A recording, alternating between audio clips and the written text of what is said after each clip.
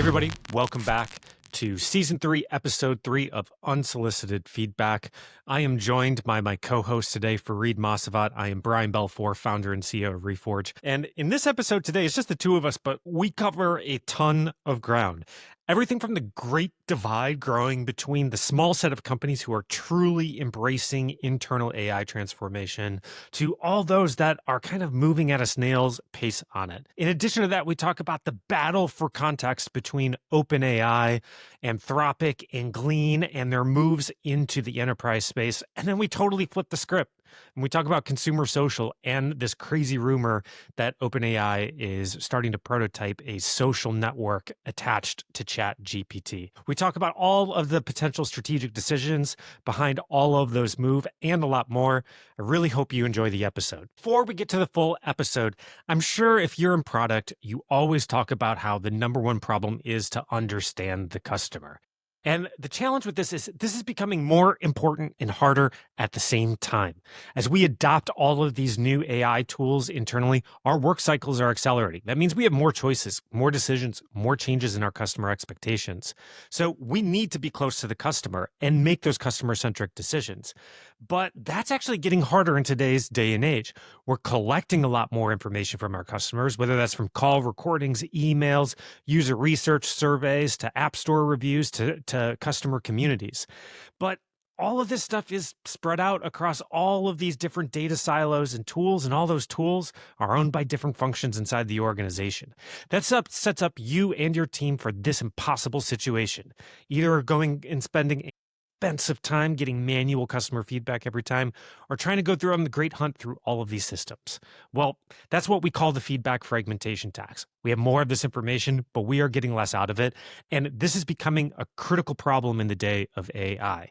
This is why we created Insight Analytics at Reforge, where we aggregate all of your customer feedback and data from all of these different sources. We use AI to analyze it, join it with all of your quantitative information so that you can make better decisions.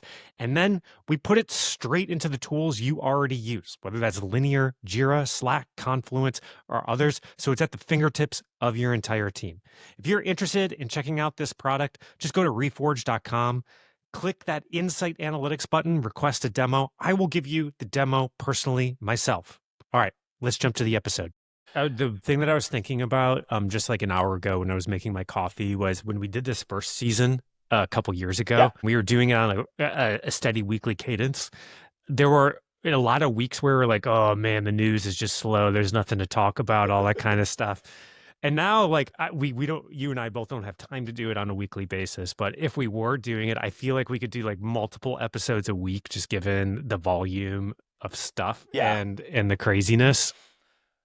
I've been thinking about unsolicited feedback in its like most perfect form, if we had infinite time, would be like a sports podcast for tech where we're just like, it's like 2-3 times a week, like, whoa, what happened today? You know, it's just like, look at what's happening here. Like OpenAI did this, like Glean did that. Like, you know, there's just so much happening at once. We have rumors of a Figma IPO. A lot of the companies we've talked about in the past have a lot of news happening. Oh my God. So yeah, it just does feel like it's harder to choose topics when it's every 2 weeks.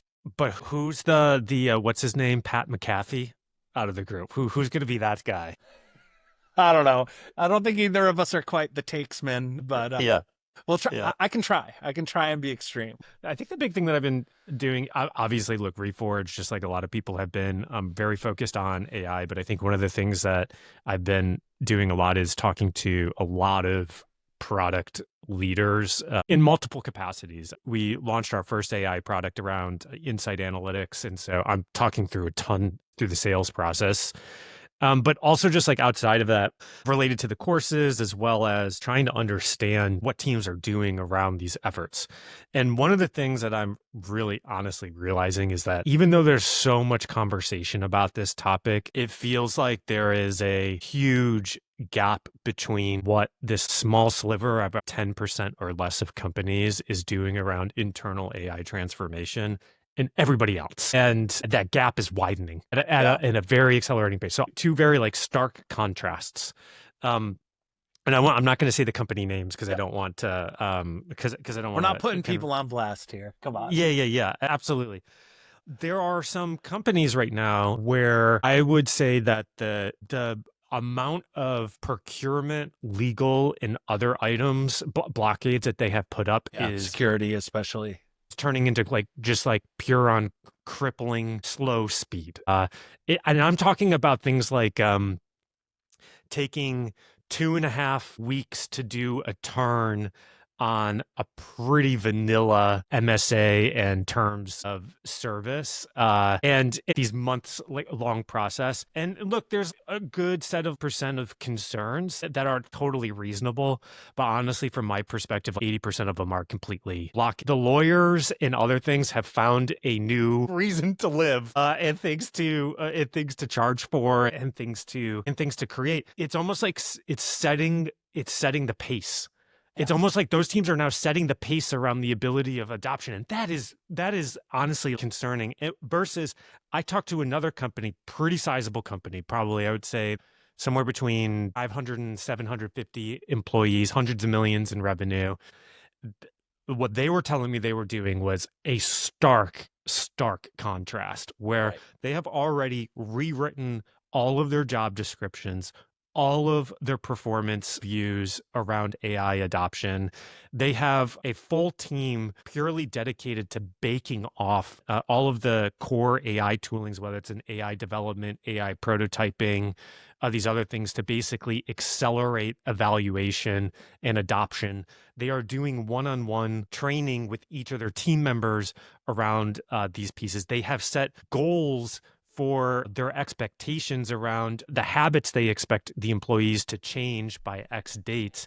And what this person was telling me was that they actually are planning and expecting that close to 40 to 50% of their employees will not make the change in behavior and adoption, and are planning on and are readying to exit those folks if they do not by certain dates. So that's the level of seriousness and massive gap between some of the companies that I am seeing, and it's such a stark contrast that I'm really questioning here what happens as that gap widens. Yeah, and look, this kind of IT procurement security issues have always been true for software products. And it became really stark when bottoms up or shadow IT became, common, when tools like, Slack or Jira, et cetera, started getting bottoms up adopted inside of companies. And we always saw an adoption curve difference. But I think if you believe, which I do, that these types of tools are not just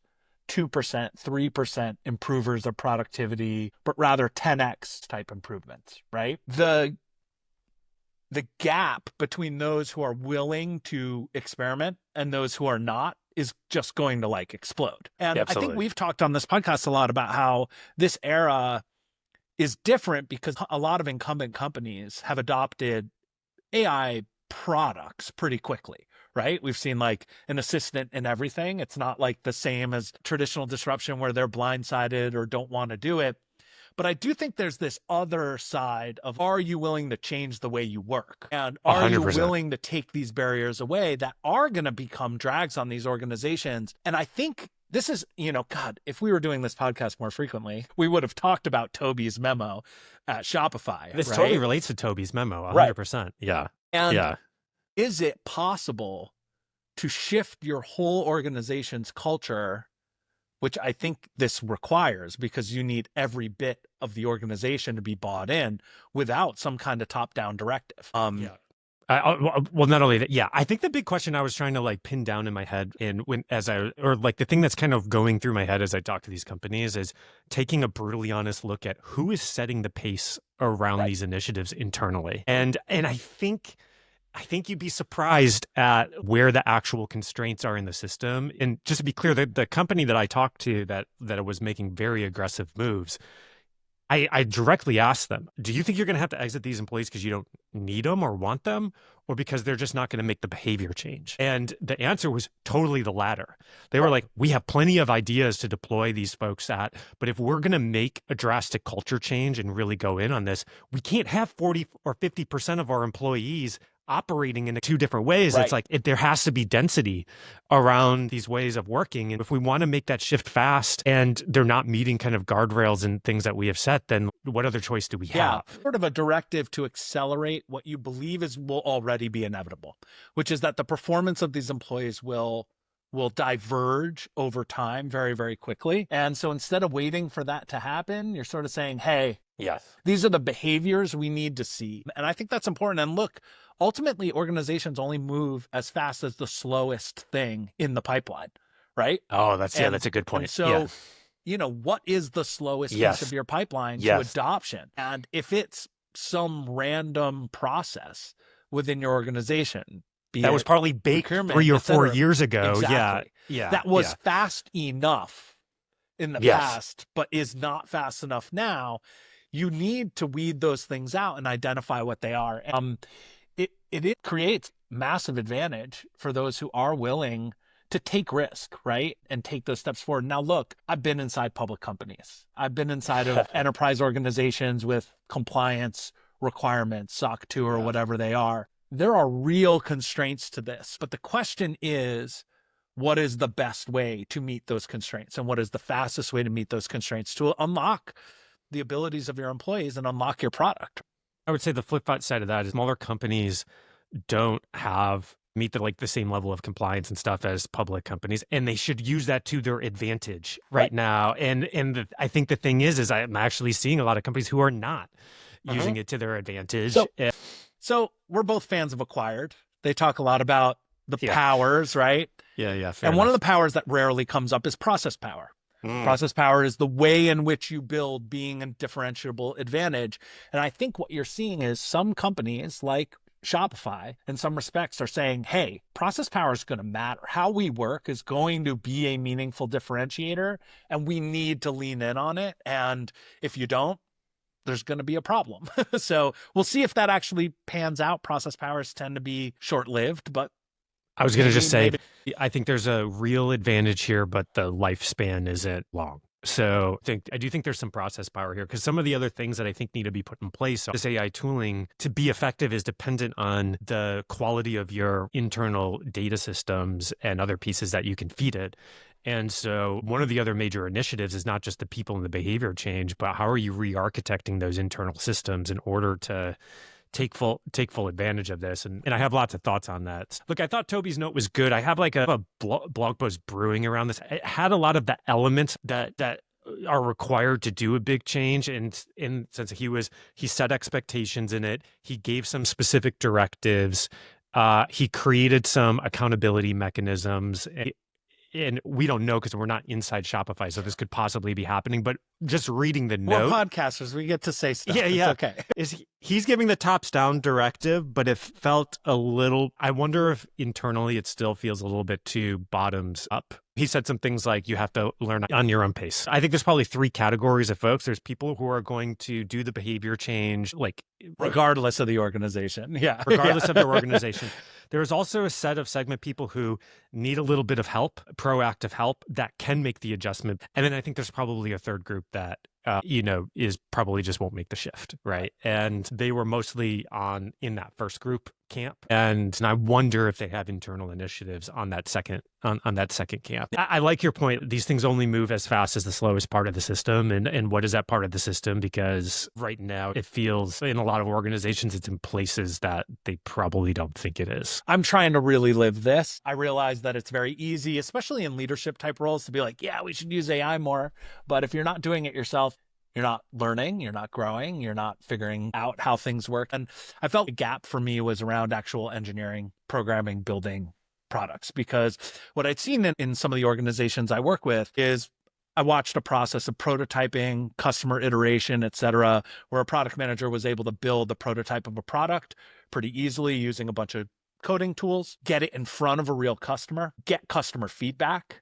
And this was a data product, so it actually needed that customer's real data. So things like Figma prototypes, question interviews, et cetera, just don't serve the purpose. You had to be able to say, if I showed you this, would you pay for it? Or get somebody excited about it. And the speed at which we were able to get to a validated concept was just so, so high. And when I saw that, I said, okay, these coding tools are not just for engineers. And that seems obvious if you've been watching. Yeah. So started playing around, started building an app in Lovable. And it's funny how quickly you get used to something and then start to get frustrated with it. So Yeah.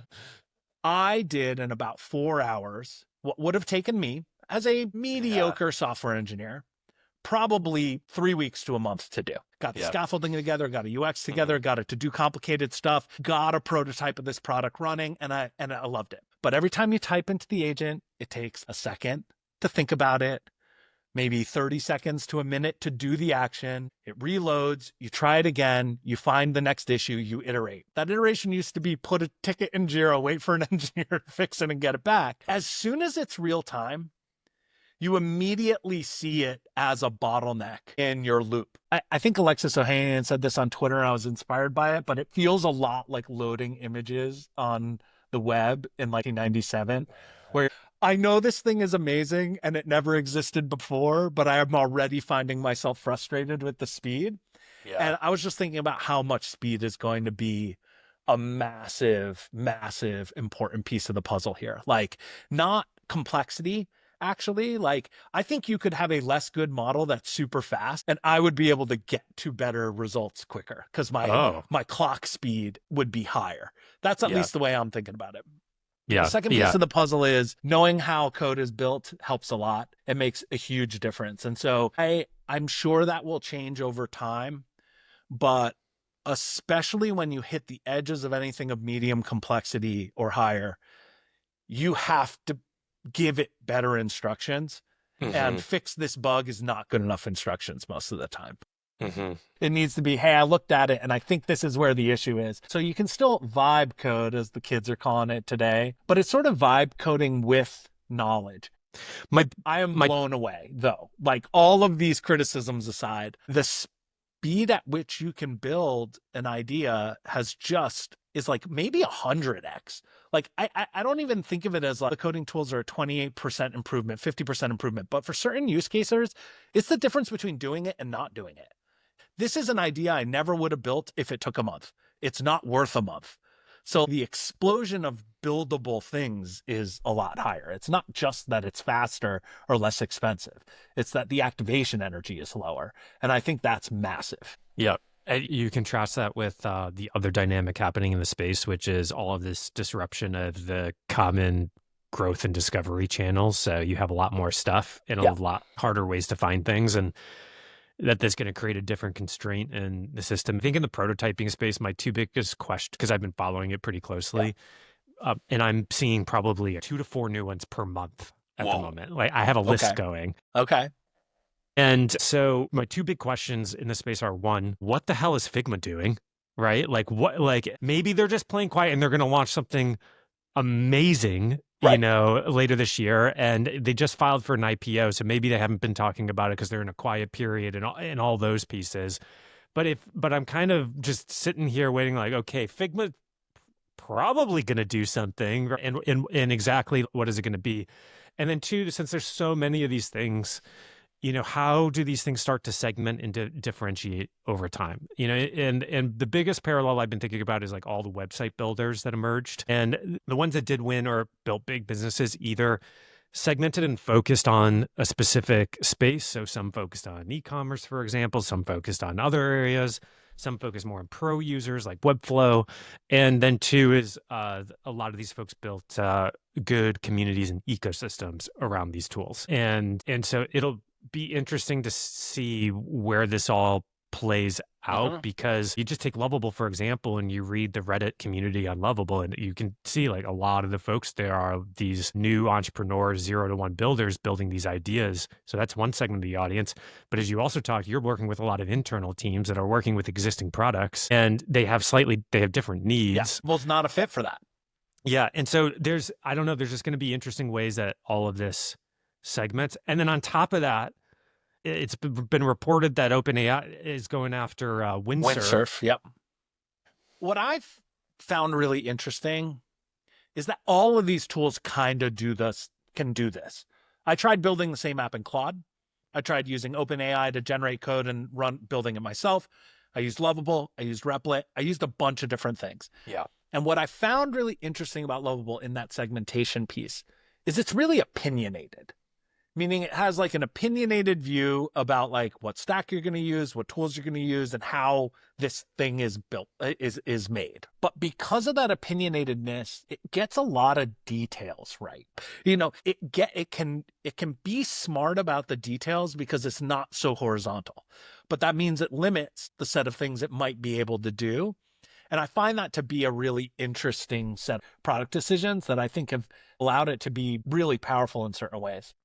Yeah, I think that gets to the focus of the segment of the market and the ICP. The more focused you are, the more opinionated you can get, and probably the quicker you can get those folks to an outcome. But also, I think the temptation is all these AI companies kind of want to do it all. Right. And right. so, like that's been the dynamic so far, which probably is a good transition to the other topic I wanted to talk about, which is I've been very fascinated with what's going on between Glean, OpenAI, and Anthropic in the enterprise space. So for those that don't know, there's been this company Glean that was kind of early to the AI world where they would plug into all of your systems, Google Docs and other places where you were storing, a lot of company information.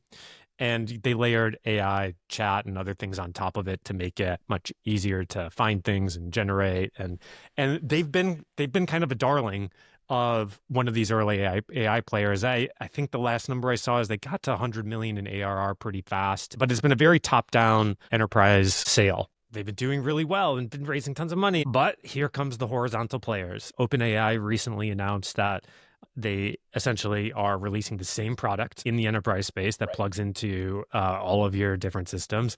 Then Anthropic countered with the same thing. And they're also going after the enterprise space. And so then there's like MCPs, model context protocols, which is open standards for this stuff made by Anthropic to be able to allow tools to communicate with LLMs and LLMs to communicate with tools. So there's a lot of different ways in which people are trying to skin this cat, so to speak. Yeah. And so the first question that kind of came to mind when I saw OpenAI and Anthropic's announcement was, oh man, did Glean just get TAM capped? In the same way, what happened to Slack with Microsoft Teams? Going back to our episode about product market fit collapse, I wouldn't say Glean has gone through that, but in the sense that the strength of your product market fit, it can change dramatically overnight versus incrementally over a long period of time. And because certainly OpenAI and Anthropic are gaining a lot of enterprise trust at the moment, as well as a lot of bottoms up usage. And I think they're going to press those advantages. I think it's really, okay, so one, lots of people from Slack at Glean, great people. In fact, really? I didn't even know that. Okay, the president was CPO. They have a bunch of sales folks, et cetera.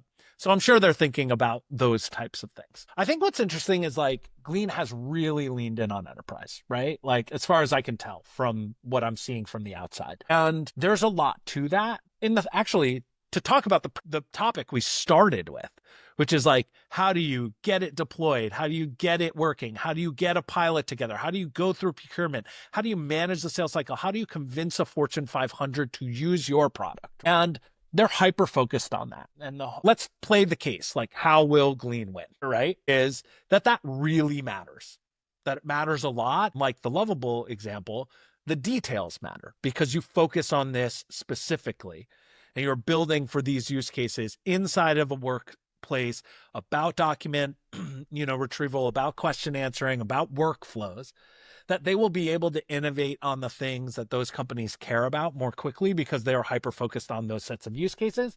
And second, that they're go-to-market, and they're not just go-to-market sales and marketing, but go to like solutions engineering, customer success, deployment, et cetera, will be way better tuned. And what I found fascinating is that OpenAI in particular, I don't know Anthropic as well, but both seem to be like doing the impossible, which I think will lead to our next topic, which is they're breaking the advice.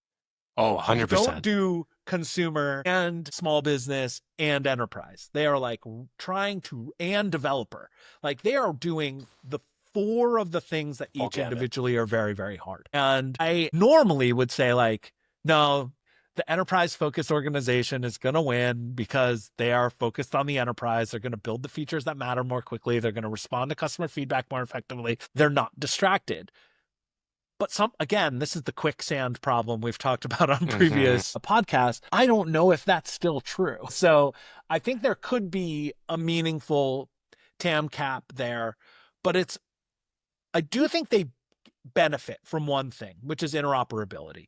So the bet is that it matters that we connect with everything, and it matters that you can use different models. Because that is the fundamental thing that OpenAI, Claude, Gemini, etc. cannot do. They can't do it because it doesn't make sense for their business, right? They can connect with everything, but they don't use different models. Why would they not be use able different models, right? Yeah. So I think that's the big question is that important enough? Because if it is, they'll be in good shape. Do companies care about that? Do they care about model lock-in? I don't know. Because if it is, it's actually not, it would be very hard. Like, it's like, how do you compete when you compete against an incumbent? You do things they can't do because their business model, their strategy, et cetera, disallows them from doing it. And that is the only thing I can think of right now that their strategies disallow. Well, on that note, have you seen Bench, which was created by one of the founders of Snowflake? Spicer? Is it Mike Spicer? I know remember. Mike Spicer is. I don't know Bench. Okay. Bench.io. Okay. This has been their bet. So it looks like a ChatGPT or Anthropic, but it's one level above. They've aggregated all of the different models and all of the different tools you could potentially connect to into one experience.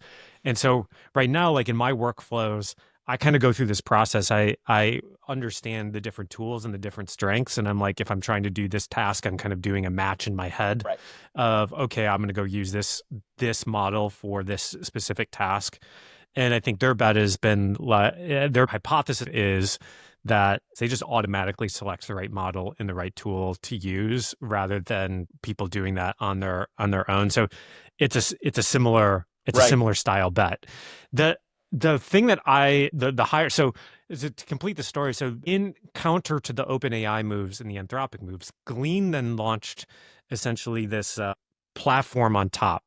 It's this kind of like agent platform that maybe I would best describe as essentially an Okta for AI tools, where you can use your Glean login to log into these AI tools, and these other AI tools can have access to the same data and integration points that you've already pumped through Glean. And my thought here is that it feels like what I would call is like there's a battle for context going on. Okay. Not in the sense of context window size, but that context is king in these tools, in the sense that if you want to get a really valuable output, then you need to feed it the right context. And at least in the business use cases, a lot of times that can come down to a lot of different things. It can come down to like what your company's goals and initiatives are, what your sales process is, what tools do you use? All context of these different, about a customer, context everything. About the product development cycle. Yeah, all those things. Right. And as a result, if, at some point, and there's all this conversation about the commoditization of models. And so I think the differentiator becomes, okay, who has access to the best context in order to give it to the model to generate the best output. And so, as I was thinking about this idea, I want an Okta for AI context to emerge. Right. Because if it doesn't, and one of these big players is the one that aggregates all of the context, I think that's really bad because they will levy a tax on the whole ecosystem in the same way that Apple levies its 30% tax on app developers. And so I think it's better for the ecosystem if some independent product emerges. And I think the way this product would work is if me as a company, I adopt a new tool, all my context is stored in this Okta for company context. And in this new agent for, marketing, I can just have my employees log in through this Okta for context into this new agent. And that new agent now has access to all of the permissions and context that it needs in my company. But it allows me as a company to kind of move from agent to agent. And on the other side of the equation, it gives new startups a chance at an independent ecosystem. But if all this context is owned by like one dominant player, I think that's actually really bad for the ecosystem. Right. So I think if you imagine, here's a simple use case. I want to be able to, as a user, I want to be able to ask my Looker dashboards interesting questions. Yes. That's fine. You can plug that into Looker. What's great about plugging it into Looker is Looker knows what I'm allowed to look at and what I'm not allowed to look at. But let's say I connect my Looker to some LLM and I'm haphazard about it. I give it its own login and password. Mm-hmm. Now, all of a sudden, I could go find out things I'm not supposed to know. So the context of data, the context that you're talking about, is a function of the agent or the tool's permissions and function like abilities and what it's allowed to look at, and maybe the user context and entitlements. And that's a hard problem. And I do think it's interesting to think about pulling that together, especially as now we get to independent agent type AI employees. Well, what's an AI employee allowed to do? Do you want all of them to have full-blown access to every single piece of data within your whole company? Like, No, that's the naive approach, but I don't think you do, right? You actually want them, like regular employees, to have limited context, because one, limited context makes the results better. The more you dump in, I'm finding this right now with this tool I'm building, the more crap I dump into the prompt, the more likely it is to do things I don't expect, right? Yeah. But also too, because they should have permissions and because the outcomes are unclear. It could go end up sending my revenue data to a customer in an email because it thought it was a good idea. Those are the types of things you have to be very careful about. Well, not only that, is the context you do give these AI employees across multiple employees, you want to make sure it's consistent.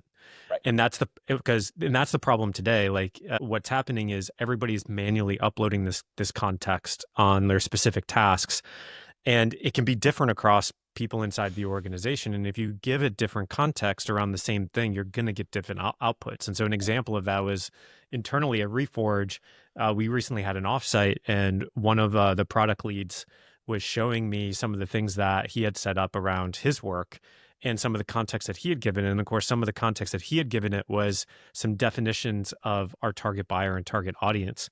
But it was actually the definitions he was giving it was a little bit different than the definitions I was giving my AI. Right. Right. And you could take it's, and then all of a sudden and then if that happens, then all of a sudden you have quote unquote AI employees pointed and optimizing right in totally different directions. So interesting. I think there's two separate product problems here. We've gotten a little bit off the course of Glean, but I think the answer is there's room for lots of different companies to exist because there are different parts of the ecosystem that matter. And I think one thing is data context and consistency of data context that is being provided. So it's not just connect all your tools, dump it all in a giant lake and have fun. Like that is not the right. In an AGI world, I don't believe that's the right. I don't believe it is either, but that's how these players are actually approaching it at the moment. Right. Yeah. So that's one. So it's like, what is the proper vetted, correct, up-to-date context for these tools, agents, and employees to be able to solve their problems effectively? And then the second is just like the raw Okta problem, which is like roles, permissions, entitlements. Like, what am I allowed to do? With what tools, and how does that, and what about non-human employees as well? What are they allowed to do? What do they have access to? How do we manage credentials? Because I think both of those things matter. And honestly, is an unlock for the problem you talked about way at the beginning. How are you going to speed up procurement if you have tons of compliance problems? You're going to have a platform that kind of manages this that you trust. So you're like, hey, if you, just like companies are willing to pay the SSO tax, because they're like, if you connect to Okta, then we solve all these security problems for us, right? And IT management.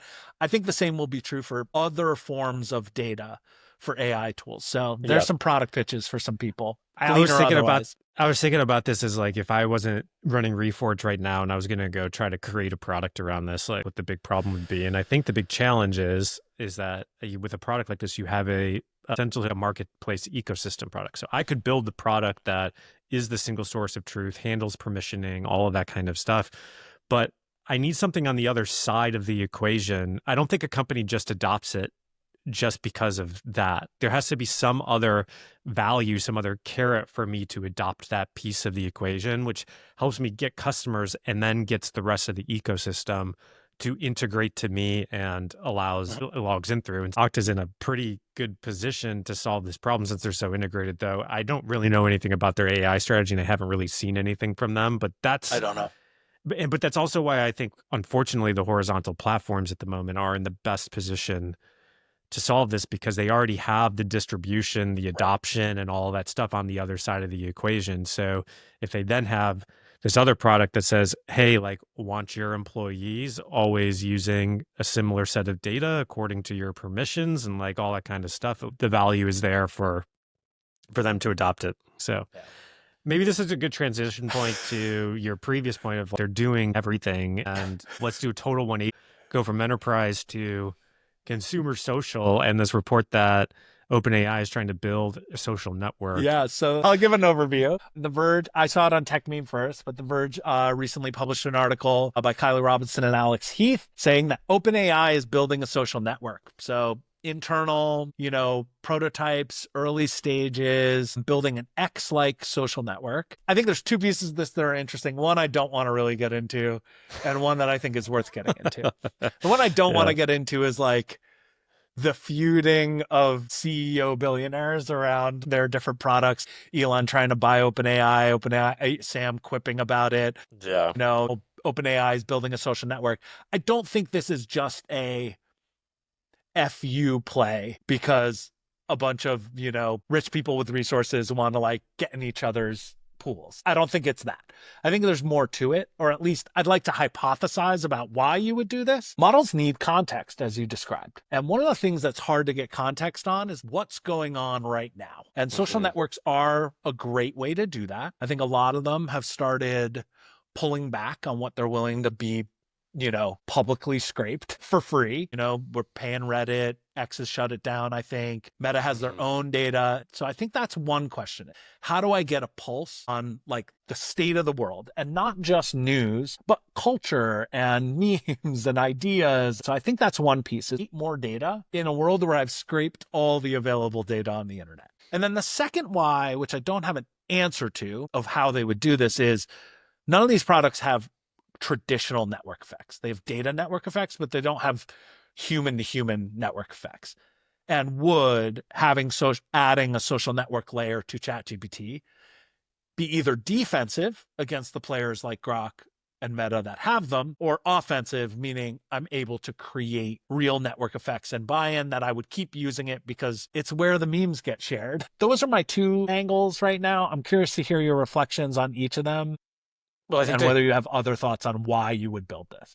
I think to expand on your first, as we're talking, context is really important. The context that you need in a business use case is very different than a consumer use case. And so to the extent that they want to own the consumer use case, you need a different set of context. And part of the added context that I think you get in a social network format, it's not just what's going on, but what somebody's interested in. And so... and what's cool right now, and like weird ephemeral things like that, right? Yeah. So I definitely think that's one piece, but I would add to your list, which is GoCool, who was at DoorDash. He's a prominent angel investor now, had a tweet on this recently where he was drawing a lot of parallels between what Claude and ChatGPT are doing with what Google did to websites, in the sense that it's Ben Thompson's aggregation theory.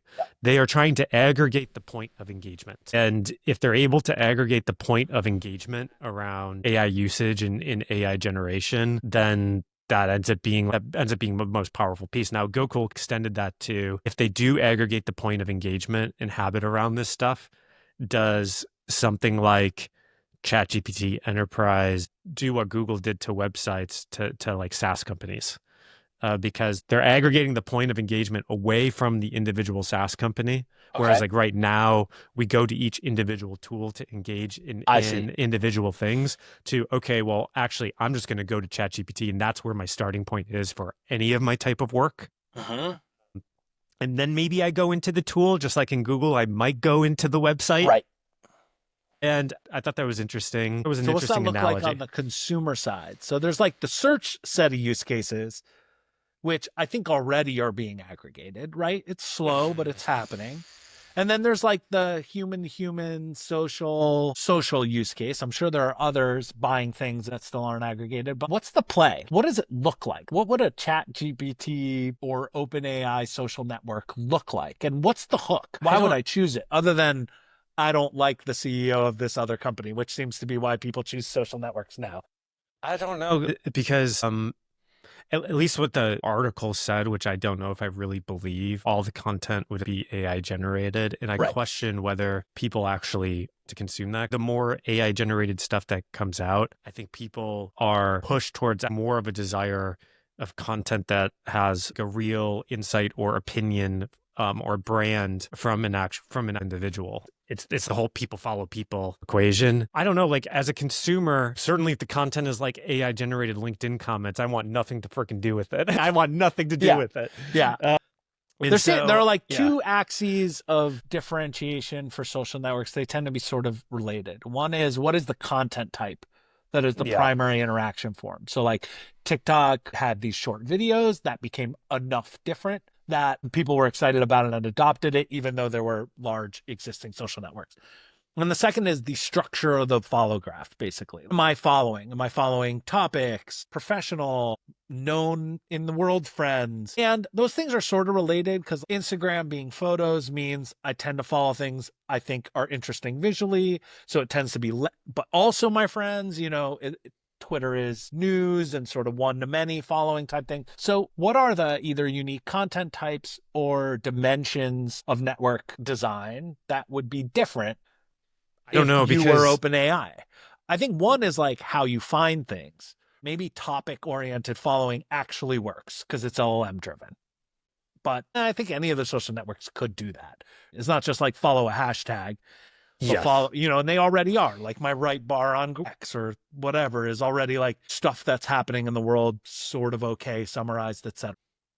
I definitely think it's important the emphasis on new content type versus certainly the tooling and the AI generation reduces the friction to creation and contribution, which helps accelerate an existing network. But to your point, any of the existing networks can leverage AI to reduce the friction in their experience if they want to. So that can't be the winning place. Maybe the new content type is every piece of content is something you can interact and engage with in a real-time basis that's generating an experience for you. I'm making something up right now. Yeah. But my main thought when I read this was back to your earlier point of a lot of these moves feel insane. But at the same time, if you're not doing something that feels insane, maybe you're not taking a big enough bet. If this was a new startup pitching me this, I would not invest in it because we know all of the existing social networks are operating too fast and will immediately copy it and leverage their distribution. And so the only reason this might possibly make sense and have a success in an environment like OpenAI is that they already have something like 500 million users on this. They have distribution that is approaching the scale of some of these other social networks. And so, and they can maybe push to that advantage. And so I think that's the one thing that gives this a chance of success in something like OpenAI that wouldn't even work in something like Anthropic because Anthropic's distribution is, I can't remember, it's like 10 or 20x lower than. So it's sort of like the Threads play. You don't have to innovate all that much. It's just you have the distribution to make this work, especially in a moment when people are willing to switch. Yeah, that's fair. Maybe that's the best parallel. Yeah. Wow. So we started at procurement. We ended at social networks. Social networks. Yeah. A good classic unsolicited feedback style episode of just like running through everything we could find in the last week. So that was pretty fun. All right. Yeah, we jammed a lot in there. That was a good one. All right, everybody.